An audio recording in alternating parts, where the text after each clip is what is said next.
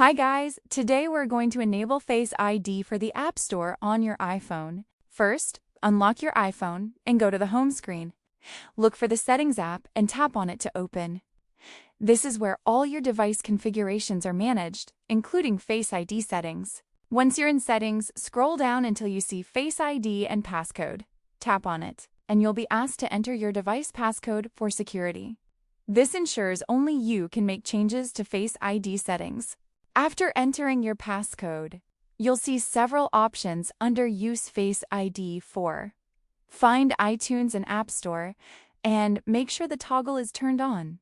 This enables Face ID to authenticate app downloads instead of asking for your password every time. Finally, double-check that the toggle is turned on. It should be green. Now your iPhone will use Face ID for all App Store downloads, making your experience faster and more secure. So that's how you can easily enable Face ID for the App Store on your iPhone. It's a small change, but honestly, it makes downloading apps so much faster and safer.